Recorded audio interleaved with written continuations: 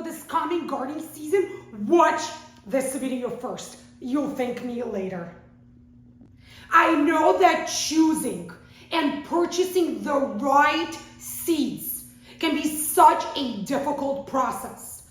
But before you guys get into your car and drive to your local garden center to look for and purchase seeds, before you get in front of your computer and start browsing through those gardening websites in hopes of finding the correct seeds for you to grow this coming gardening season, or before you even sit down in your living room comfortably and pull out many of those seed catalogs that we have been receiving in the mail for the last few months. Watch my video first, guys, and I promise you that after watching this video, you're going to avoid so many seed buying mistakes. So let's get started. I want to start with talking about seed catalogs. I know that there are so many of us home gardeners out there that love to sit in the comfort of our home and roam through all these seed catalogs. And you're not the only ones. We start getting these seed catalogs in our mail starting in early to mid-winter. And you're not alone. I got all these seed catalogs just this past winter alone. And sometimes I find it so comforting, so soothing, so therapeutic even, to just sit there and just to flip through the pages of the catalogs, looking at all these beautiful crops, thinking what I'm going to grow, where I'm going to grow them. But guess what, guys? These catalogs are not free. Nothing in life is ever free. I know that many of us think, oh, we got this catalog in the mail and maybe they find it to be a special home gardener, this, unique. No, guys. Seed companies, and I'm not going to get into the details with the brands, with the companies. I don't want to throw absolutely anybody under the bus. We home gardeners, we all have the same goal in mind, and that is to have a beautiful, successful home garden and to have fun while we are gardening. So I'm not going to get into the details of different companies, different brands, because I know that each and every single one of us favors different company. But I'm just going to talk about catalogs, seed catalogs in general, and how we get them in the mail, why we get them in the mail, and how the cost of each seed packet has the direct impact on the company and the seed catalog that we might be receiving in the mail from that particular company. Again, I don't want to throw any brand or company under the bus, as we home gardeners prefer different seed companies, different gardening companies. I just want to quickly talk about seed catalogs and the psychology behind them. We don't just randomly receive seed catalogs in the mail as out of nowhere as a surprise. There is a psychology behind receiving a seed catalog in the mail, and that psychology is solicitation to sell a product to you guys, to me, to many of us out there. So if we start with realizing the psychology behind a seed catalog from the get-go, there are so many seed purchasing, seed buying mistakes which we can avoid. Most of the time we start receiving seed catalogs early to mid-winter. Many of us don't even look at the seed catalogs at that point because we are in the beginning of winter. We're not sowing anything yet. We're not growing anything yet. So we just shove it on the shelf of our home. But we never bother to think, why are we receiving all these catalogs so early on? And many times, the earliest catalogs that come to our home in our mailbox happen to have the biggest discounts offered to us. We tend to see 30% off, 40% off, free shipping, buy two, get one free, you name it. Have any of you stopped for a second and thought, not only am I getting these catalogs so early on, also all these discounts, why is it? Is that a coincidence? No, guys, and that is not a coincidence. Because if you look through the catalog which you received, which happens to offer you 40% off or 30% off or even free shipping, take a look at the cost of each of the seed packets. For example, here, I'm looking at this catalog. It says artichoke, Imperial Star. For a seed packet, $12.30. 100 seeds. But $12.30. Then they say 250 seeds, $25.10. That is through the roof expensive. So these seed companies do rake up the prices. So after they offer you that discount, that sale, and you agree to go along with it, they're not losing a single penny in the long run because of all those markups that they did from the get-go. So all those sales, all that free shipping, all that BOGO deals, that is all fake. That is all meant to trick us home gardeners mentally so we can go out there and spend all that crazy money. And I know that many of us, we always try to economize. We always try to save every single penny that we can. However, seeing these catalogs, seeing these advertisements, that just puts these rose-colored glasses on us. Makes us feel like we are in a way getting a great deal. Maybe we're thinking that they're offering better seed varieties, better crops to us. So we run out there, we start ordering, we start purchasing, only to come to find out that we were not getting the best deals. Have you guys ever wondered how much it would cost a seed company to print all of these pages? Each catalog is thicker than the next. You have hundreds and hundreds of colorful pictures. All that paper that the seed companies have to use, all that ink. What about all that manpower to put these catalogs together? What about the shipping costs? Are any of those things free? Absolutely not. So how do the seed companies cover these costs? By charging us, home gardeners, more for each seed packet. Roughly, to print each catalog, it takes a seed company about $5. $5 average per catalog. So how do they reimburse themselves? They haven't declared bankruptcies. Well, guess what, guys? The cost of that seed packet incorporates it all. The higher the cost of the seed packet, the more expenses that seed company had to go through, including sending you guys and me and so many others out there these colorful, pretty looking, intriguing looking seed catalogs. So I always encourage you guys to sit down, to be rational, but take a look. Always look not at the coloring of the pictures, as beautiful as that might look, not the name of the crop, but also at the cost of each seed packet, as well as how many seeds each of those packets contains. And then do the math and see what is the cost of each seed. Because in the long run, it's not how much you paid for the packet. It's how much you are spending on each individual seed.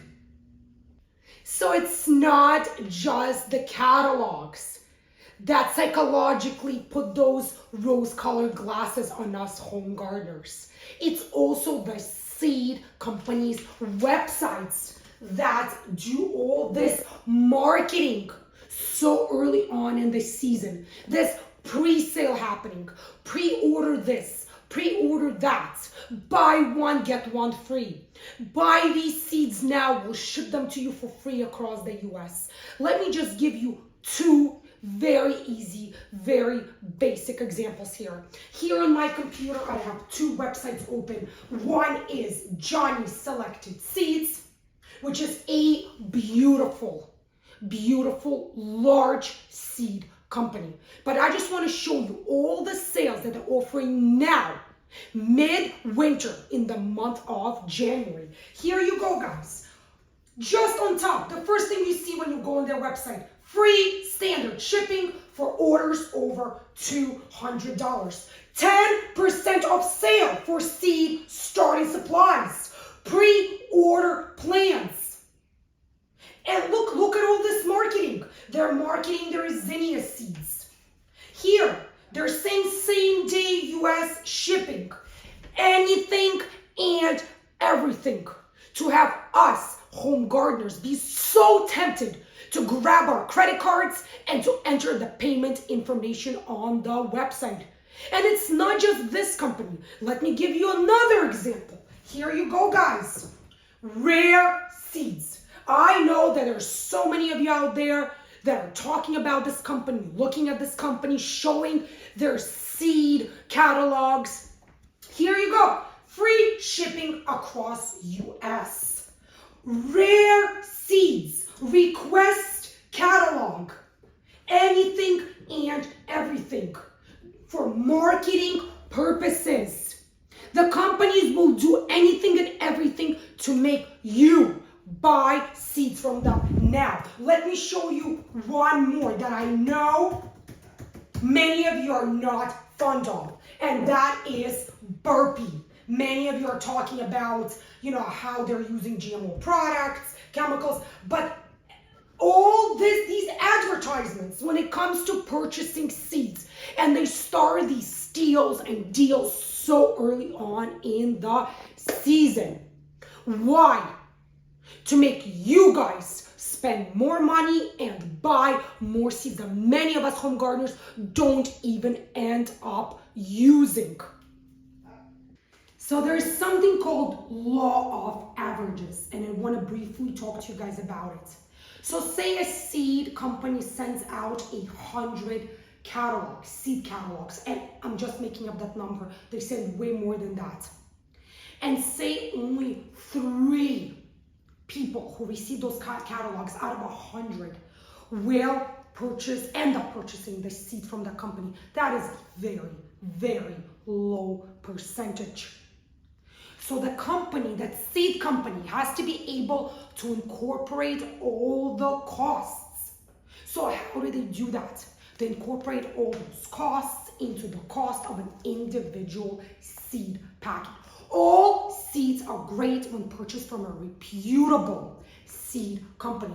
The one thing each and every single one of us home gardeners must understand, that there are many costs associated with a seed packet.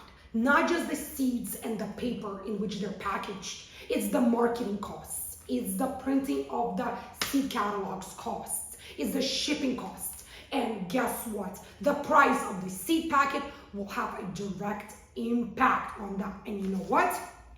Who is paying for that seed company's costs? You are. I am. By purchasing those super expensive seeds.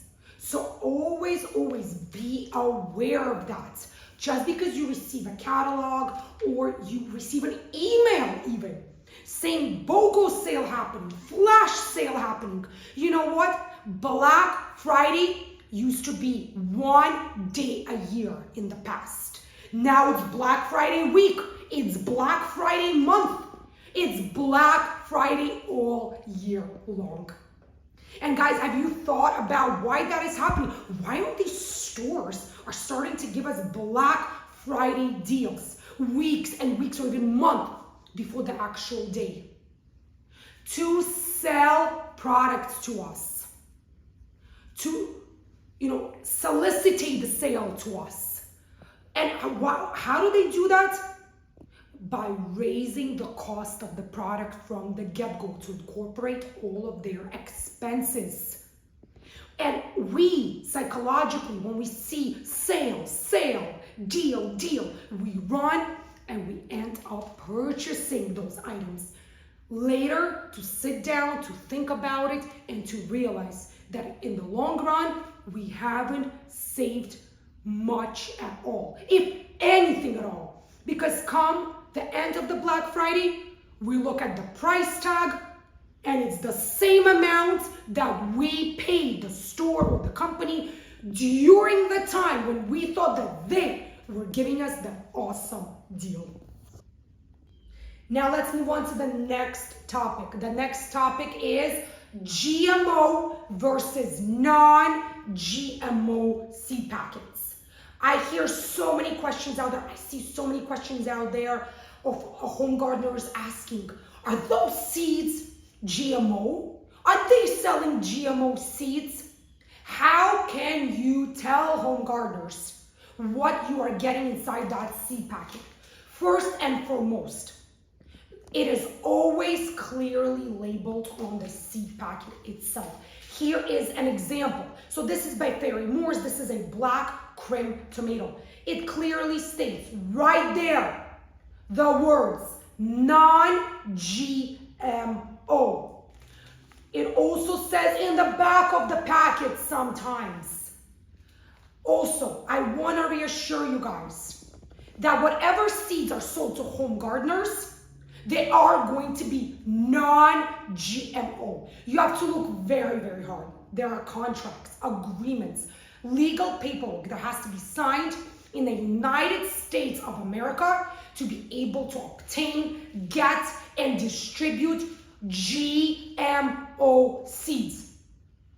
And the only people who are going to be willing to go through all that headache, all that paper, all that legality are large land commercial farmers. They are the ones that are growing crops on such a large property of land that they have attorneys involved, representation involved, and they sign the appropriate paperwork. And there are three main crops that are considered, grown as a GMO crop by those large farm commercial farmers. That is corn, sweet beets, and beans.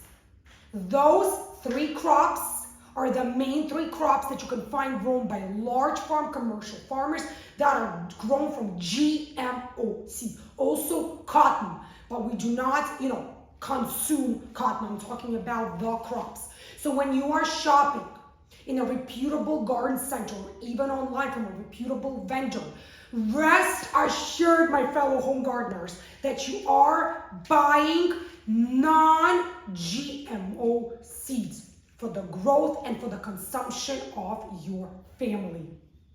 The next biggest question that us home gardeners ask when it comes to seeds or seed packets is, are we purchasing something called an heirloom seed or a hybrid seed variety? So many of you guys out there are scared, afraid of hybrid seeds, and almost as much as you are afraid of GMO. Because I'm afraid of GMO products as well. But I want to calm you guys down, my fellow home gardeners. I want to let you know that there is nothing bad, nothing wrong with hybrid seeds. So let's start from the very beginning. How do you know if you're buying an heirloom seed or a hybrid seed?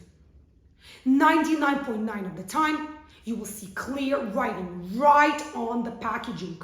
If the seed variety is an heirloom variety, you're going to see it clearly marked. Clear letters, black on white, right on that seed packet. So no more further questions. So what is a hybrid variety or hybrid type of a crop? So hybrid crops are crops which have multiple parents, meaning that the company interbred various crop varieties. So that particular crop was not interbred from one. It was interbred between 2 parents, 3 parents, or 4 different parents. So how do you know if it's a hybrid seed? Most of the time, you're going to see a letter F, capital F, as in Frank, and a certain number. So hybrid crop varieties have between 1 to 8 generations for them. So if you see F1 on that seed packet, that means that that particular crop is the first generation of that hybrid crop variety. If you see F6, that means it's the 6th generation. You see F8, that would mean that it's the 8th and final generation. So what might surprise you if you are growing or harvesting hybrid crops? You might be surprised to see a crop that does not necessarily look what you thought it might look like. Say you're growing a tomato, hybrid tomato, and the picture on the packet is showing you this. For example, this deep burgundy colored tomato. You plant that seed, it sprouts, it grows. Come a few weeks later, you come to harvest it. The shape might be off, the coloring might be off. Even the flavor might be not what you expected it to be. Why? Because again, that crop might get the genetics of 1, 2, or even 4 different parent crops. Another thing is, if you haven't used all the seeds at one particular growing season and you saved them in a cool, dark place and you planted them again the following year or a year after that, guess what? That crop might surprise you as well. Say the first year you got a crop that's not as burgundy colored as you thought it was going to be. Next following year, you might get a tomato that's more pink colored or more red colored. And you might say, what is going on? It's the same seeds I planted last year. Guess what?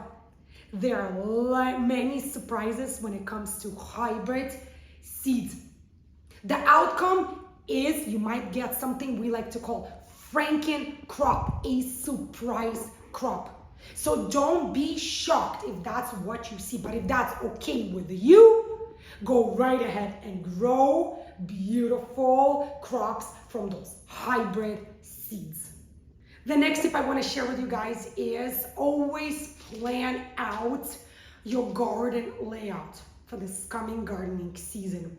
Whether you do it 1 seed packet at a time, I always encourage all home gardeners to sit down, to get a journal or a pad out, and to start thinking, planning, organizing in our minds, writing it down on paper. What we want to grow that year. Do we want to grow beets, tomatoes, peppers, watermelons, pumpkins, beans? What kind of flowers we want to grow, and where we're going to be growing them. So we should always think about the size, the layout of our home gardens. Say you have a 10,000 square foot garden and you are encouraged, you're excited. You want to grow 30, 40 crops this coming growing season. Anything from lettuce all the way to cantaloupes, to watermelons, to corn. Well, with that size of a garden space, that's probably impossible. That's unrealistic. So you do not want to, again, go out there, purchase 30, 40 seed packets. Only come to find out that you have no use for them. You have no growing space for them. Especially those home gardeners that only grow their crops in raised beds or containers or even balcony gardens or windowsill gardens. There is absolutely no reason to have such unrealistic growing expectations. Maybe you guys can grow 10 crops this year, then 10 crops the following year. But there's no reason to go out and spend all that money on all these seeds, which you're not going to use. Unless you want to collect them, such as teenagers collect Pokemon cards, but that's a different story. Storing seeds correctly is also an important gardening task. You need a cooler, dark area. You need to make sure that your seeds are not exposed to heat, to moisture. So you do not want to buy an abundance of seeds which you're not going to end up using.